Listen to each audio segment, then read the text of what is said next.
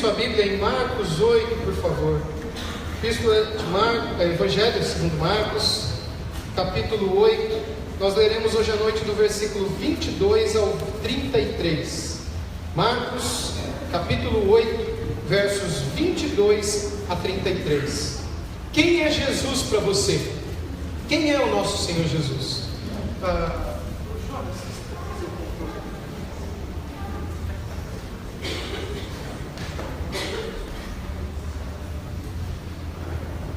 Você não precisa responder para mim quem é Jesus, mas eu gostaria que você respondesse para si mesmo. Hoje à tarde, durante o nosso tempo da Escola Bíblica Dominical, eu refleti um pouco sobre isso com os irmãos. Se alguém nos parasse ali fora, após o nosso culto aqui a Deus, e perguntasse para você quem é Jesus, quem é o Espírito Santo, quem é Deus Pai, o que você responderia? E será que a tua resposta duraria mais do que 10 minutos?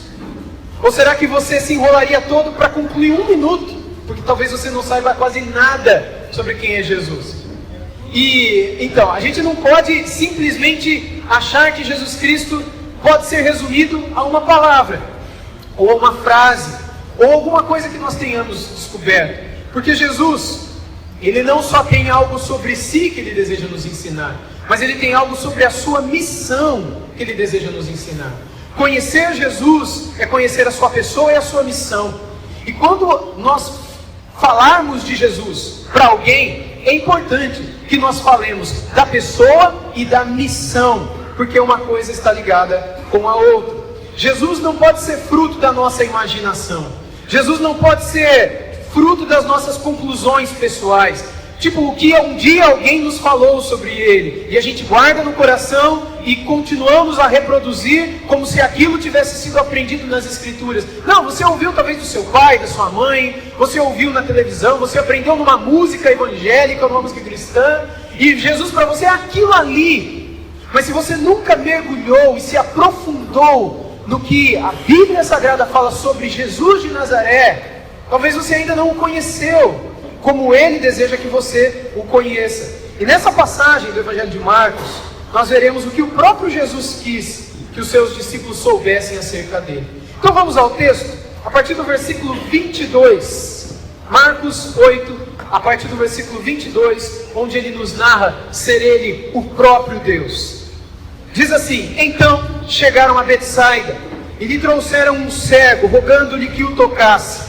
Jesus, tomando o cego pela mão, levou-o para fora da aldeia, e aplicando-lhe saliva aos olhos e impondo-lhes as mãos, perguntou-lhe: vês alguma coisa?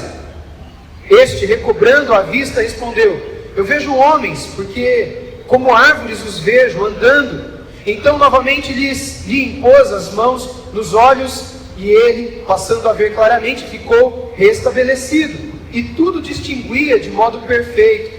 E mandou Jesus embora para casa, recomendando-lhe: não entres na aldeia. Apenas até aqui por enquanto. A nossa querida irmã Odete cantou há pouco sobre Jesus ter curado o cego, não é? Em Jericó. Em Jericó? O cego que a senhora cantou? Mas não foi só em Jericó. Ele curou um cego em Jericó, mas outros. Aliás, um dos evangelistas escreveu que se todos os milagres que Jesus realizou pudessem ser escritos, seriam escritos tantos livros que nem o mundo inteiro seria capaz de conter os livros que seriam escritos de todos os atos que Jesus aqui realizou. Esse daqui é mais um cego que Jesus curou, porque Jesus Cristo tem poder. É mais uma pessoa que viu esse poder, o poder do próprio Deus. Seria essa, meus irmãos, mais uma demonstração da sua divindade? No domingo passado nós vimos aqui aquela conversa que Jesus teve com os seus discípulos, e ele, entristecido com os seus discípulos, o tempo todo instando com eles, não é, com os discípulos: será que vocês ainda não entenderam? Por que eu multipliquei os pães e os peixes 2 vezes? Será que vocês ainda não entenderam porque eu acalmei o mar e acalmei o vento? Será que vocês ainda não entenderam por que eu tenho realizado curas e milagres? E a princípio eles não estavam entendendo. E Jesus o tempo todo quis ensinar a eles que todos os sinais foram realizados para que não restassem dúvidas. Ele, Jesus, é Deus. O que eles tinham diante de si, aquele que estava no mesmo barco com eles no Mar da Galileia, era Deus.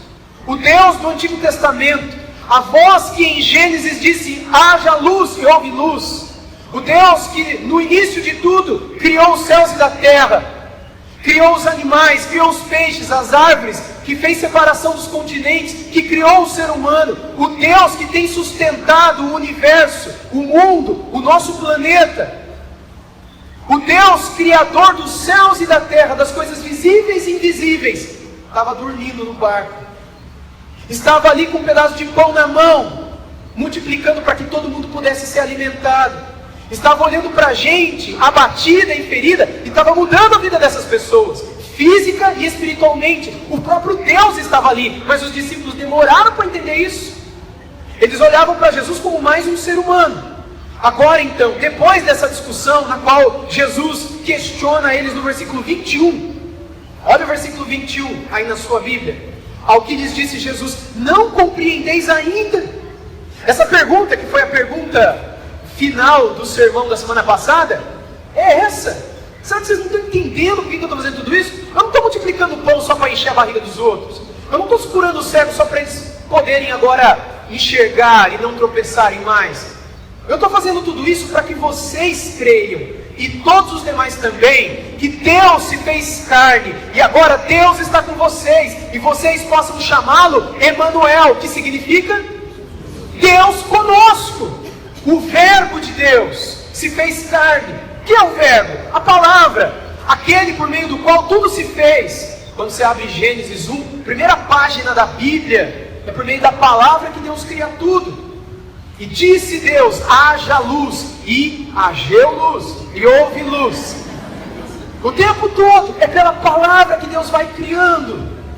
Meus irmãos, agora esse verbo se faz carne, osso, e habita no meio deles. E João escreveu que eles viram a glória de Deus no unigênito do Pai. Mais uma demonstração da divindade de Jesus nesse texto. Curiosamente, Jesus chama esse homem para fora da multidão. Esse aqui do texto, não é? Veja no versículo 22, que eles chegaram em Betsaida e lhe trouxeram um cego, e rogando-lhe que o tocasse, não é?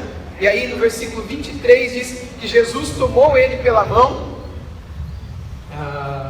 Aí no versículo seguinte, e tomando o cego pela mão, o levou para fora da aldeia.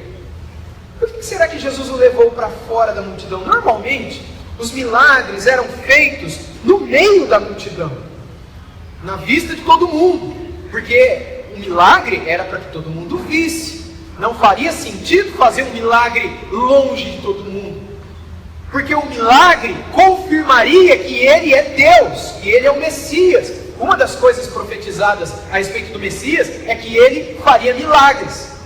Então por que ele chama para fora das multidões? Normalmente os milagres são feitos no meio delas, diante dos olhos de todo mundo. E 3 vezes no Evangelho de Marcos, em Marcos 5, Marcos 7 e Marcos 8, aqui nos versículos 22 a 26, que é esse daqui que a gente está lendo, Jesus chama pessoas à parte e realiza milagres de modo que ninguém possa ver. E a cura desse cego aqui talvez nos ensine que um verdadeiro relacionamento com Jesus não é algo que começa no meio da multidão.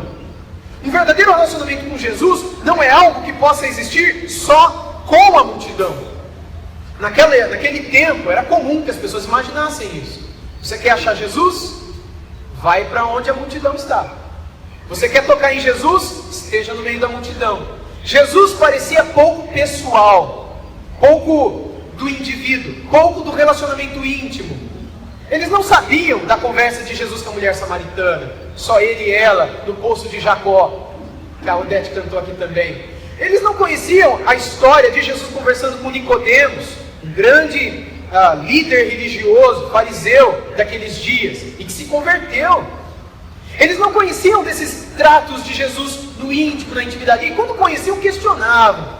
Como por exemplo, quando Jesus entrou em certas casas, como na de Zaqueu, por exemplo, e em outras, para ter um tempo ali só com a pessoa, ou na casa daquele senhor para curar a filha dele, o centurião, e em outras ocasiões onde Jesus ficou sozinho. Isso não era a prática normal. Logo, as pessoas imaginavam, se eu quero ver Jesus, eu tenho que ir onde o povo está, onde a multidão está. E não é muito diferente daquilo que muitos hoje pensam também. Se eu quero achar Jesus, eu só posso achá-lo no domingo, no culto, no templo, no meio das pessoas. A cura desse cego aqui tem muita coisa para nos ensinar. Talvez ela também nos ensine que um verdadeiro relacionamento com Jesus não é algo que começa com a multidão. Antes, um relacionamento pessoal com Ele sempre é algo que deve começar e continuar de forma diária e individual, longe das opiniões e influências da multidão. Você sabe por que você que tem vindo aqui já há muito tempo, você nunca viu um apelo desses que a gente vê nas igrejas hoje em dia? Porque se você já foi em outras igrejas cristãs por aí, principalmente evangélicas, você já deve ter visto aquela apelação no final da pregação. O pastor termina de pregar, o ministro de música, o tecladista, vai lá pro piano, começa a tocar uma música triste, num tom menor, e aí então o pastor começa a fazer um apelo, uma apelação, para que você levante a mão e venha à frente. Conhece igrejas assim? É o que mais tem por aí. Enfim, nada de errado em princípio. O problema é que essa prática, não sei se os irmãos conhecem, ela não é uma prática bíblica. Pelo contrário, ela foi uma prática inventada no século XIX por um sujeito chamado Charles Finney, nos Estados Unidos, um homem que acreditou sinceramente, na época que ele estava vivo, ele escreveu um livro sobre isso, que ele poderia fabricar conversões, inclusive fabricar avivamentos. E ele criou técnicas para promover avivamentos. Ele é até considerado um avivalista norte-americano, embora ele não seja do padrão bíblico, porque o avivamento dele ele mesmo provocava. Só que hoje ele é absurdamente adorado no meio dos cristãos, porque no tempo dele, por meio dele, milhões de pessoas se converteram, levantando a mão e indo à frente, embora nunca se tornaram membros de uma igreja e nunca levaram a vida cristã a sério, mas levantaram a mão e foram à frente. E aí então depois se inventou alguns termos, como por exemplo o termo desviado, que você também não encontra na Bíblia, mas é um termo que é muito comum, não é comum? Você já ouviu falar que o fulano de tal está desviado. Ele se converteu, mas está desviado. Está há 49 anos e 12 meses desviado. Mas ele é convertido, mas está desviado, está longe dos caminhos do Senhor. Mas um dia ele levantou a mão, foi na frente no final do culto, aceitando o apelo do pastor.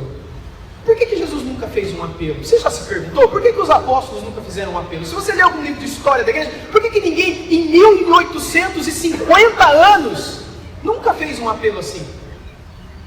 Porque não é assim que Deus chama pessoas ao arrependimento. Só que as pessoas acabam usando isso até hoje, algumas sem saber. Eu já fiz isso. Eu já fiz apelo. Nunca aqui, porque eu aprendi isso antes de começar, antes de plantar essa igreja, de começar o trabalho dessa igreja há quase 10 anos atrás. Mas eu já fiz, no período da minha falta de conhecimento. Eu mesmo, quando adolescente, levantei a mão num apelo e fui à frente. E eu acredito que muitos até se converteram num momento desse. Não por causa do apelo, mas apesar daquele momento. Assim como eu conheço várias pessoas que se converteram sozinhas em casa lendo a Bíblia. Outras que se converteram na rua tendo uma conversa com um amigo. Outras que entenderam a graça de Deus ouvindo uma música. Outras que compreenderam em outras ocasiões. Mas esse momento formal do apelo de chamar a vir à frente não é algo bíblico. E a razão pela qual eu não pratico aqui é tão somente por isso, porque ele não é algo bíblico. Paulo disse: sede meus imitadores como eu sou de Cristo. E eu, meus irmãos, estou tentando ser. E é por isso que você nunca verá um apelo meu aqui. Não desse moderno, de chamar à frente, levantar a mão e tudo mais. Confessar diante de todo mundo e tudo mais. Porque quando nós olhamos na Bíblia, a coisa é muito mais íntima e pessoal. E é por isso que, vez ou outra, eu digo para você, se Deus falou ao seu coração, e se você deseja entregar a sua vida ao Senhor, e se você realmente quer converter-se a Cristo, você vai fazer uma coisa. Você não vai levantar, você não vai vir à frente. Você vai levantar e vai embora para sua casa. Você vai chegar na sua casa e vai trancar a porta e vai ficar sozinho no quarto. Sozinho. Ninguém vai ver. E ninguém tem que ver. Você vai ali se ajoelhar. Ali você vai confessar os seus pecados. Ali você vai se derramar. Ali você vai falar com Deus. Ali você vai se entregar. Ali você vai morrer para esse mundo. Ali vai nascer uma nova pessoa dentro do seu coração. Aí durante aquela semana você me liga. Você manda uma mensagem no WhatsApp. Você me procura, você manda um e-mail, ou no outro domingo você volta aqui e vem falar comigo. E aí você diz: pastor, eu entreguei minha vida a Cristo. Pastor, eu quero testemunhar isso. E aí o dia de você testemunhar diante dos homens é o dia do batismo. É o dia quando você dará a sua profissão de fé diante das pessoas, de que de fato você teve um encontro, você morreu para esse mundo e renasceu para uma nova vida. Sabe qual é um dos grandes problemas do cristianismo moderno? Muitas, milhares de pessoas batizadas, mas que não se converteram ainda. Pessoas que aceitaram a Jesus, levantando uma de suas mãos, foram à frente, foram instruídas e conduzidas às águas do batismo, mas elas não conhecem a Jesus. Diante da menor tentação elas caem, diante da menor provação elas cedem. Para elas, Deus e nada é a mesma coisa. O dinheiro é mais importante, um prazer é mais importante, uma oportunidade de sair bem na vida ou tirar vantagem são mais importantes, e aquilo que os outros falam é mais importante do que aquilo que a Bíblia fala, porque nem mesmo a Bíblia elas dão valor, elas não leem a Bíblia, elas sequer falam com Deus, elas não oram, elas ficam entediadas de orar. Ler a Bíblia dá sono, vir para a igreja é um sacrifício, ter que ouvir o sermão até o final é quase a morte. O relógio é o meu melhor amigo, que hora vai acabar esse negócio? E falaram que até as 8, se chegar no 8h10 eu levanto e vou no banheiro, e fico enrolando até ouvir a música final. Por quê? Porque eu não conheço Jesus. Me convenceram, em algum momento me convenceram que Jesus é bom, Jesus salva, existe inferno, vai ter fogo, eu não gosto de fogo, eu quero ir para o céu. Qual é o passaporte? Se chama Jesus. Como é que compra? É de graça. Como é que faz? E aí, então eu fiz, e aí eu entrei, e aí eu me tornei um convencido e não um convertido. Como é que eu sei disso? Se no meu coração eu não o amo mais do que tudo nessa vida, e com todo o meu coração eu não busco a vida que vem dele, mas eu busco a vida que está por aí, à minha disposição para me servir. Então eu não me converti, eu não o conheci, eu não sei quem ele é, porque o meu relacionamento com Jesus só se dá na multidão. Eu só canto quando eu estou no meio do povo, eu só consigo orar quando eu estou no meio das pessoas, eu só abro a Bíblia para ler quando alguém fala, vamos abrir a Bíblia no Salmo 121, aí você pega e abre. Você não é capaz de fazer isso sozinho no seu quarto, por isso, não vem à frente para fazer na frente de todo mundo, não levanta a mão para os outros verem, só tem um que tem que ver a tua mão levantada para o céu, é Deus. E quando você estiver sozinho, para não mostrar para ninguém, porque você não tem que convencer ninguém, é só a Ele. E se você fizer isso, Jesus ensinou em Mateus capítulo 6, que o teu Pai que te vê em secreto, lá no teu quarto, te abençoará em secreto, e a tua vida será outra dali para frente. Mas começa no sozinho. Essa é uma das razões pelas quais, muito provavelmente, Jesus chama pessoas para o secreto, para o momento a sós. E a nossa vida e o nosso relacionamento com Jesus deve começar de forma individual e deve continuar de forma individual e diária, para que então, no dia do Senhor, como há 2000 anos a igreja faz, a gente possa se encontrar com outras pessoas que todo dia conversam com Jesus, que todo dia ouvem Jesus, que todos os dias amam Jesus. E aí no domingo essa turma toda se encontra. E aí no domingo eles oram juntos, eles cantam juntos, eles leem a Bíblia juntos, eles ouvem o alimento da palavra juntos. Aí depois vai cada um para casa, mas não acaba ali. O alimento volta na segunda, na terça, na quarta, na quinta. Eles continuam falando, eles continuam cantando, porque o amor deles é Jesus. Aí no dia que a igreja acaba, não acaba a vida espiritual deles. No dia que o pastor falha e eles ficam decepcionados, escandalizados com o pastor, não acaba a fé deles, porque o amor deles é Jesus. No dia que o pastor não vem, está de férias, eles amam a Jesus acima de tudo e de todos.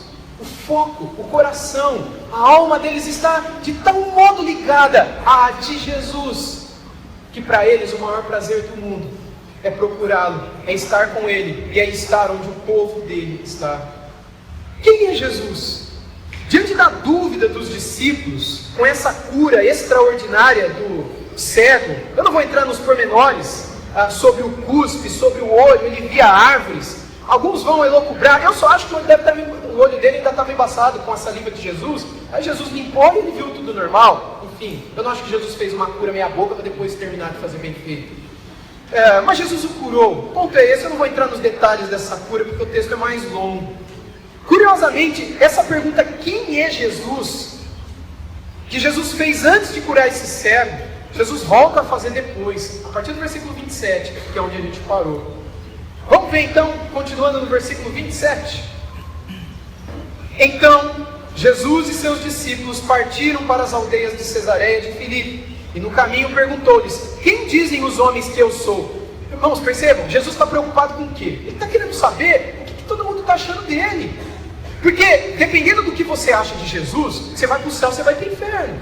Dependendo do que você acredita a respeito de Jesus, você está salvo ou perdido. Você tem esperança ou não. Você tem paz ou desespero. Você tem vida ou aflição atrás de aflição, que não acaba essas aflições. Sem força, sem vida, sem graça, sem nada.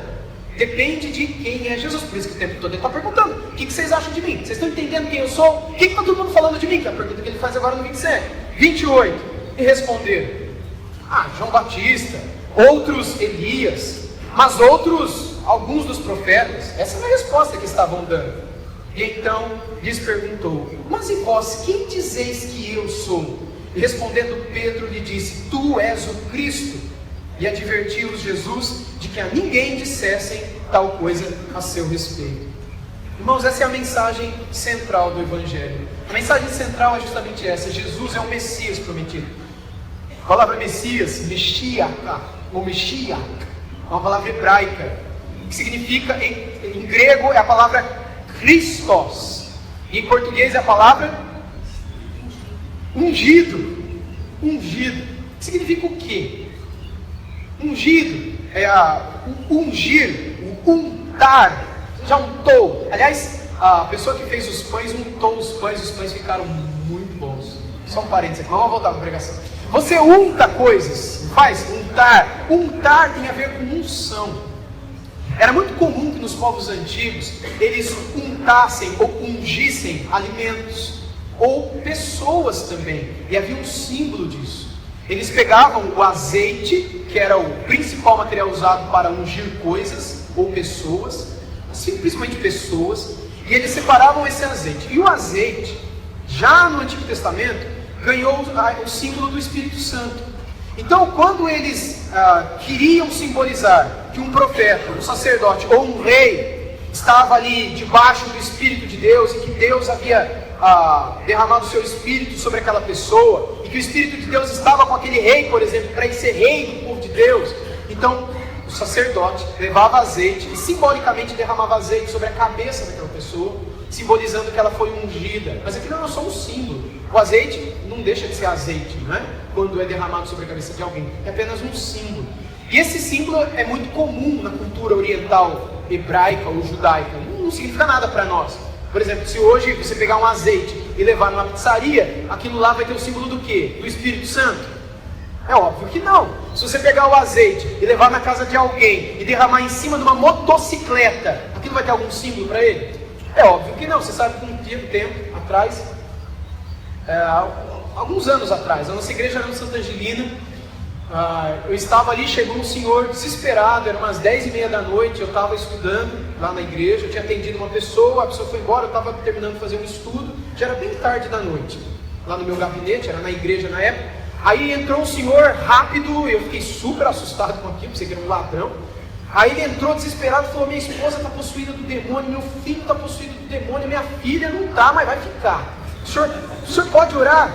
Eu falei: calma, meu irmão, o que está acontecendo? Onde você mora? Quem é você? De onde você apareceu? Aí ele falou: não, eu trabalho entregando lanches e tal. E eu falei: você quer que a gente vá lá agora? Eu posso orar pela sua família, vamos lá. Aí ele falou: não, pastor, não dá agora, porque a moto está ainda com os carrinhos, os lanches para eu entregar, e não dá. Mas o senhor pode ir amanhã ou no dia seguinte, alguma coisa assim. Eu acho que no dia seguinte era feriado, alguma coisa assim. Eu falei: não, beleza, eu vou. Aí eu sei que no dia seguinte fui eu e minha mãe. Não sei se ela vai lembrar disso. A gente foi na casa dessa pessoa. Aí chegamos lá, o senhor deixou a gente lá e ele não ficou lá. Estava lá a senhora, e a senhora ficou olhando para mim, olhando e tal, né? Uma casa bastante simples. Aí eu fiquei ali, né, olhando, esperando alguma coisa acontecer. Aquela situação, né? Ela vai falar, eu falo, quem começa, né? E aí, depois de tudo, você vai ungir? Eu não lembro os detalhes, mas no grosso da conversa foi essa história. Você vai ungir? Eu falei, não. Por quê? Falou, não, porque se você for ungir... Aí ela falou algumas coisas que eu não vou lembrar, e também nem faço questão, porque não foram muito bonitas as coisas que ela falou. Mas ela falou de alguns outros senhores que passou por ali, antes de mim. Ela falou, olha a geladeira, toda manchada de óleo. Olha as paredes, toda manchada, o bujão de gás, o fogão, tudo manchado de óleo. As paredes da casa que ainda estavam com reboco, não estava nem pintado, tudo manchado. Ela falou, a moto do meu... Se o meu filho chegar aqui, se ele estiver aqui, você não fala que você é pastor. Porque eles estragaram a moto do meu filho, esses senhores que passaram aqui e jogaram o óleo, porque eles falaram, meu marido fala que está cheio de demônio na nossa casa. O endemoniado é ele. Ele é o endemoniado. Olha a nossa casa. Aí passou a menina assim, correndo, brava, né? Eu falei, será que, né? Mas não era, ela estava só brava mesmo. Eu falei, olha, minha senhora, eu nem acredito nesse negócio, porque a Bíblia não fala de ungir coisas, a Bíblia fala de ungir pessoas. Aí eu expliquei para ela o que é o ungir, o que é o óleo. Não era para isso que eu estava ali, eu estava ali para expulsar demônio. Mas enfim, eu falo, o óleo não é isso, o símbolo é o Espírito Santo, e o Espírito Santo é derramado sobre pessoas, não sobre casa. Eu falei, quem fez isso estava errado, o senhor pode ficar de paz que eu não faço isso, jamais faria isso, porque na Bíblia isso não se faz. Se esses homens entraram aqui, ungiram a moto, ungiram a casa, ungiram o fogão, ungiram a geladeira, esses homens não entenderam ainda o que é ungir, eles não leram a Bíblia, eles não estudaram, eles não sabem, estão na ignorância ainda, por isso que eles estão ungindo coisas. O Espírito de Deus habita em pessoas, como a senhora, por exemplo, se a senhora entregar a sua vida ao Senhor Jesus, o Espírito de Deus vai entrar na sua vida, e a sua vida vai ser ungida, sem que uma gota de óleo seja derramada sobre a sua cabeça, porque o óleo é só um símbolo. Para a gente é só para fazer pipoca no fogão, é só para cozinhar uma carne, fritar um bife, é só para isso. Mas para os judeus, o óleo era o símbolo do Espírito. Esses caras que passaram aqui, eles queriam que o Espírito de Deus entrava na parede, o Espírito entrava na geladeira, e o Espírito entrasse na moto. Porque para eles, eu acho que o demônio entra na moto, na geladeira, sabe Deus onde. São pessoas, assim, não leve em conta não, tenha dó dessas pessoas. Sabe, pai, perdoa, eles não sabem o que estão fazendo. Eles não sabem o que estão fazendo. E meus irmãos, até hoje, essa figura da unção, ela é totalmente, no correto uso da palavra, pervertido, a ideia da unção, por as pessoas não compreenderem o que de fato significa ungir. Ungir, então, significa colocar o Espírito de Deus em alguém. Por que a gente não unge violão? O violão é ungido, a flauta vai ser ungida, o teclado... Aí tem alguém levar uma gota de óleo no teclado, não é? Por que nós não ungimos teclados? Por que nós não ungimos bateria? Porque ungido tem que ser um baterista, ungido tem que ser um tecladista, um flautista, e não um instrumento que é tocado. Os irmãos estão entendendo? Ao longo de toda a Sagrada Escritura, a palavra tem ensinado isso, mas por falta de conhecimento, o povo de Deus tem se perdido e feito tanta confusão, tanto erro e tanta besteira por aí, sendo motivo de escândalo e de mau testemunho, como se o Evangelho fosse isso. O que significa a palavra Christos em português? O que isso significa então? Que nesse homem habita a plenitude do Espírito de Deus. Jesus não tinha cara de azeite, nem de óleo, e ele nem era de testa oleosa. Ele era ungido, no sentido de nele habitar a plenitude do Espírito de Deus. E é por isso que quando ele derramava suas palavras ungiam pessoas. Sua vida, suas mãos, suas obras, seu olhar. Os judeus continuaram durante um tempo praticando isso, mas depois de um tempo, quando o cristianismo se tornou mais universal, mais internacional, fora do judaísmo, essa prática praticamente desapareceu, para reaparecer recentemente por meio de uns movimentos aí que você sabe, eu imagino o que eu estou querendo dizer. Mas aqui a preocupação desse Cristo, desse Messias, desse ungido de Deus, era saber o que as pessoas estavam falando dele. Será que todo mundo entendia que ele era o ungido? Será que todo mundo entendia que ele era o Cristo, o Messias, o ungido? Aquele em quem habita a plenitude do Espírito de Deus? Mas não, as pessoas, à luz do que o próprio texto diz, estavam afirmando outras coisas sobre Jesus. Alguns estavam dizendo que ele era João Batista, verso 28. Outros estavam dizendo que ele era Elias. Outros dizendo que era um dos profetas. E é curioso que foi durante a caminhada, durante a viagem, depois que Jesus curou o cego, e eles começaram a ir para outra cidade, que Jesus perguntou para eles. Então tenta imaginar, eles estão os 12 ali caminhando no meio do deserto, de uma cidade para outra. Jesus tinha acabado de curar o cego. Jesus pergunta: e o que está todo mundo falando de mim? Uns falam que o senhor é João Batista, que o João Batista ressuscitou e agora o senhor é ele, porque o João Batista já tinha sido decapitado já. Outros estão falando que o senhor é Elias. Irmãos, Elias havia morrido há séculos. E outros diziam que o senhor é um dos profetas, que talvez voltou. Essas três respostas indicam que a identidade e a missão verdadeiras de Jesus ainda estavam ocultas aos olhos da multidão. O povo ainda não tinha entendido quem era Jesus. Por isso estavam falando que ele era essas pessoas aqui. E Pedro dá a única resposta certa, quando ele diz: tu és o Cristo. Por que essa resposta é importante?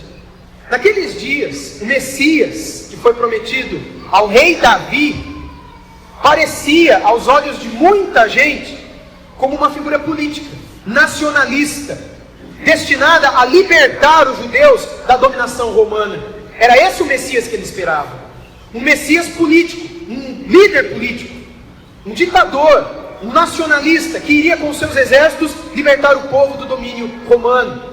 Agora veja as palavras por ocasião da entrada de Jesus em Jerusalém, lá em Marcos 11, 9 e 10. Tanto os que iam adiante dele, como os que vinham depois clamavam. O texto está aqui na projeção também: Hosana, bendito que vem em nome do Senhor, bendito o reino que vem, o reino de Davi, o nosso Pai, Hosana nas maiores alturas. Quando eles dizem bendito que vem em nome do Senhor, que é uma expressão messiânica, né? Quem é o que vem em nome do Senhor? É aquele que vai trazer o reino de Davi. Qual foi o reino de Davi? Foi o reino quando Israel, foi o tempo quando Israel teve a sua maior soberania nacional. Ninguém mandava em Israel. Israel era soberano como nação. Então, uma verdadeira compreensão de quem é Jesus não pode vir sem a ajuda de Deus. Todo mundo estava entendendo errado quem era Jesus. E em Marcos 8, versículo 30, Jesus diz para Pedro que não era para eles dizerem para ninguém aquilo que Pedro tinha dito. Pedro havia dito: tu és o Cristo, o Filho do Deus vivo. E a advertência para que eles não contassem aquela verdade para ninguém se deu por conta de a hora de sua morte ainda não ter chegado. Tivesse os discípulos contado isso para os outros, a morte de Jesus provavelmente chegaria mais cedo. Quando Jesus entra em Jerusalém e diz para o sumo sacerdote: eu sou esse cara que você está falando aí. Porque o sumo sacerdote perguntou para ele: você é o Filho de Deus, tal, o Messias? E Jesus falou: tu o dizes. Ou seja, é isso aí, eu sou isso. E mais, você vai ver o Filho do Homem, o Filho de Deus, vindo sobre as nuvens do céu e assentado à destra. Aí o sumo sacerdote rasgou as vestes. O que mais precisamos? Blasfêmia, tem que morrer. E aí mataram Jesus. No dia seguinte, ele foi crucificado. Por isso que o tempo todo Jesus espera que a sua verdadeira identidade permaneça de certo modo ainda vedada, para que ele continuasse pregando o evangelho do reino.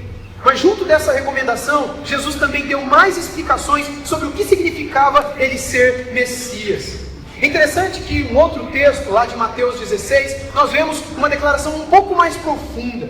Quando lá em Mateus, no 16, 16, 17, nós lemos o seguinte: respondendo Simão Pedro disse: tu és o Cristo, o Filho do Deus vivo. E então Jesus lhe afirmou: bem-aventurado és Simão Bar-Jonas, ou Simão filho de Jonas, porque não foi carne e sangue que te revelaram, mas meu Pai que está nos céus. Por isso eu digo, irmãos, não é possível que a gente conheça a verdadeira identidade de Jesus sem que o Pai que está nos céus abra os nossos olhos para que a gente possa compreendê-lo. Seguindo no texto, lá em Marcos 8, a partir do verso 31 ao 33, nós lemos o seguinte: então começou ele a ensinar-lhes que era necessário que o Filho do Homem, Messias, o Cristo, sofresse muitas coisas, fosse rejeitado pelos anciãos, pelos principais sacerdotes e pelos escribas, fosse morto e que depois de 3 dias ressuscitasse.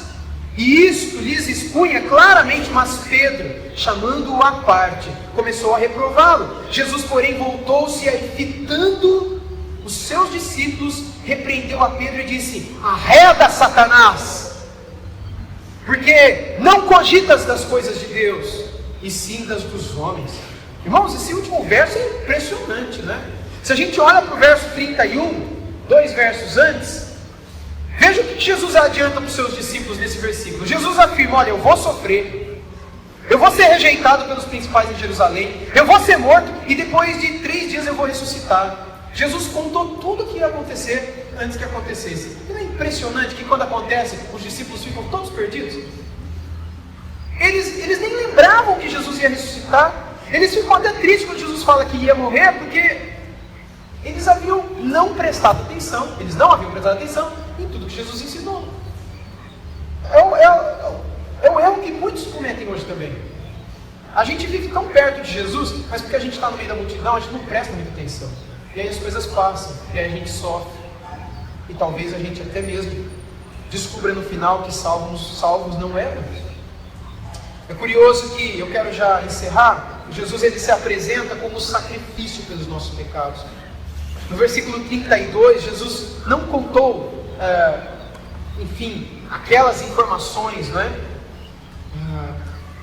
As informações de que ele seria rejeitado, de que ele seria crucificado, de que ele seria morto, e de que depois de 3 dias ele ressuscitaria, no versículo 31, melhor dizendo, de uma maneira confusa. Ele foi muito claro em dizer tudo isso, como clara deve ser a mensagem.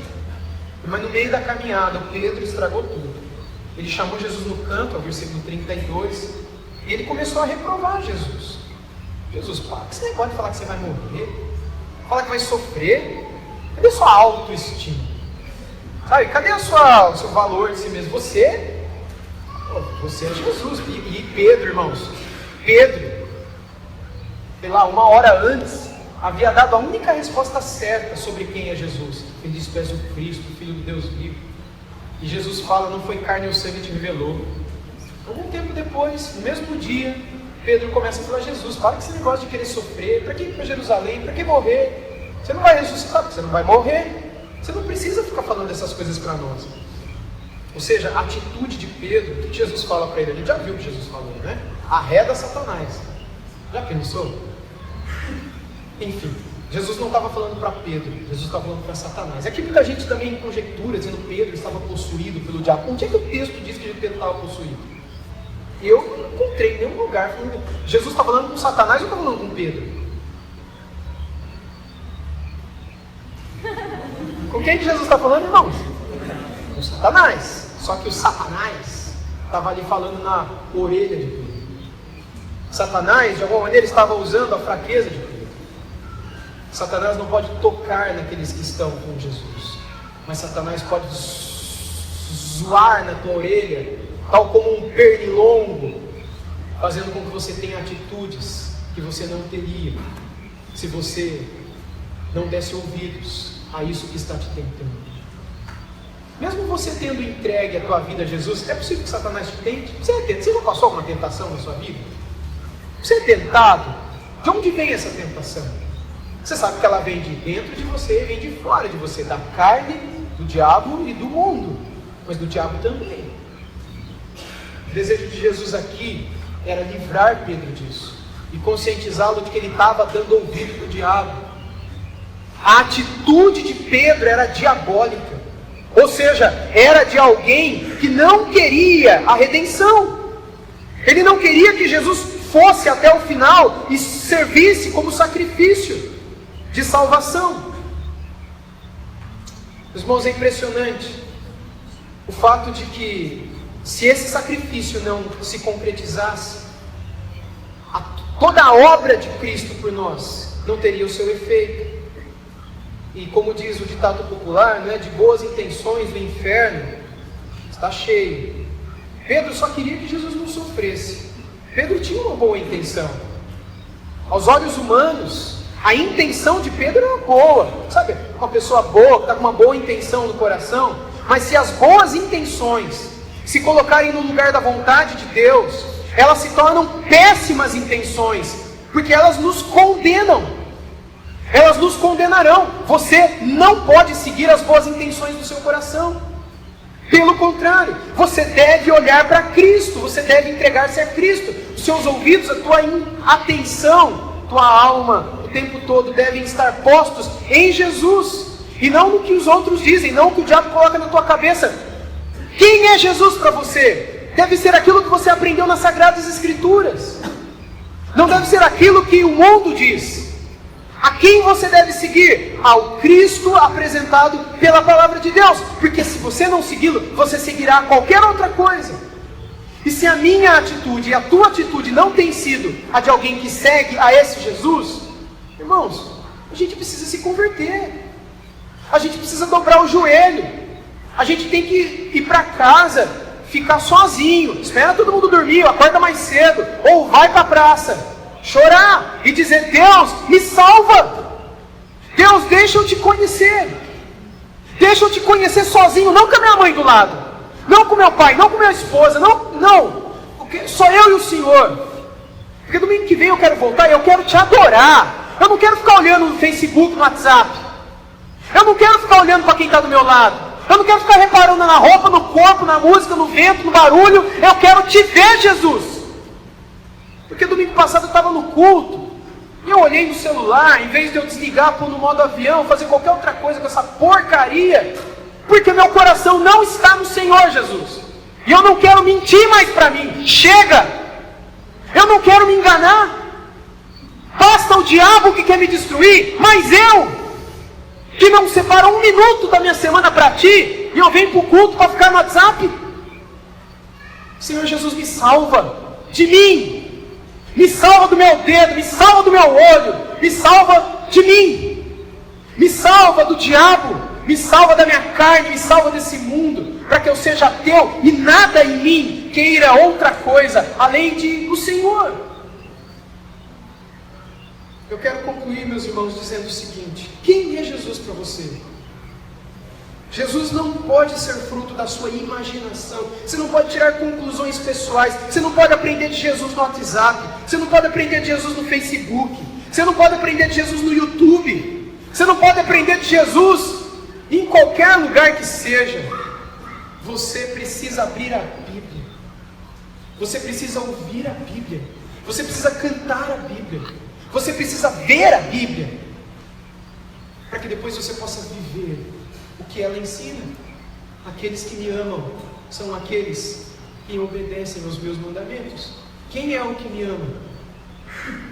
É o que me conhece, conhece a minha verdade e aguarda. Esse é o que me ama. O que me ama não é o que diz: eu vou para a igreja hoje. Embora São Paulo está jogando, Palmeiras está jogando, Santos está jogando, mas eu vou para a igreja. Porque corintiano vem para a igreja. A gente sabe que não, né? Por que eu venho para a igreja? Porque Jesus é mais do que tudo. Por que no final da Copa do Mundo eu vou adorar ao Senhor? Porque Jesus é mais do que tudo. Por que no dia do meu aniversário eu quero estar com a minha família da fé adorando o meu Deus? Porque mais importante do que todos os meus amigos, os meus parentes, Jesus é para mim. Por isso, no dia mais importante da minha vida, eu quero estar com Ele. Eu quero estar com o povo dele. Meus irmãos, quem é Jesus para você? Quem é Jesus para você? Você tem buscado e o cultuado somente no meio da multidão, embora a gente nem seja uma multidão, mas no meio da turma, da galera? Ou você é alguém que amanhã você vai buscar Jesus também? Na terça também? Você vai ouvir um devocional por aí? Você vai ler um texto ou outro lá? Você vai dobrar o seu joelho e falar com Ele? Você vai lembrar de alguém que precisa e vai orar? Você vai saber de alguém que está precisando de um socorro financeiro e você vai ajudar? Quem é você? Quem é Jesus? O que Ele tem mudado a sua vida? Ou sua vida? É como a vida de todos, que a despeito de viverem tudo que vivem aí, de vez em quando se lembram de Deus também. Eu não estou falando se lembrar de Deus porque de vez em quando você vai na igreja. Porque tem gente que vai na igreja todo domingo, mas que se lembra de Deus de vez em quando. Porque muitos vêm para a igreja, não por causa de Deus, mas porque é domingo. E porque não tem o que fazer, Davi, porque se tivesse não vinha. Não E no dia que tiver qualquer coisa, eu não venho. Porque tem coisa mais importante para fazer na minha vida do que ir na igreja. Eu vou na igreja fazer o quê? Você não vem na igreja, você é a igreja. Quando você pensa assim, realmente você vem na igreja, porque você não é dela. Quando você vai na igreja, você vai porque você não é dela. Você vai lá para ver quem é a igreja adorando. Por isso você senta e assiste o povo cantar. Você não canta. E quando você abre uma boca para falar alguma coisa que está ali, não é? Tem papagaio que repete. Estou sendo muito honesto e sincero. Mas é com muito amor que eu estou falando. Porque se eu não falar isso para você, ninguém vai falar. E se você não se dispor a ouvir, talvez você morra amanhã e morra perdido para sempre. Então ouve bem o que eu estou falando. Não venha para assistir, venha para cultuar. Não levante porque alguém falou, levante porque você quer levantar. Ore porque os irmãos vão orar. Aí alguém vai orar, você fica olhando para o lado, meu irmão, vai. Por que você está aqui? Quem é Jesus para você? Quem é Jesus para você? Será que nós também ainda não entendemos quem é Ele? Será que nós ainda não entendemos por que é que nos unimos ao povo dele? Será que nós não entendemos ainda qual é a missão dele ao ter vindo a esse mundo? Meus irmãos, ele foi muito simples. Ele andou no meio das crianças, ele andou no meio dos doentes, ele foi em lugar que ninguém ia, por exemplo, no meio dos leprosos. O tempo todo ele estava querendo mostrar para todo mundo quem ele era. E aqueles que viram e entenderam e creram, a vida dessas pessoas nunca mais foi a mesma. Eles encontraram a verdadeira fonte da vida, e do coração dessas pessoas começou a jorrar vida para sempre. Nessa passagem do Evangelho de Marcos, o que nós vimos hoje à noite é que o próprio Jesus quis que os seus discípulos soubessem: Jesus é o próprio Deus.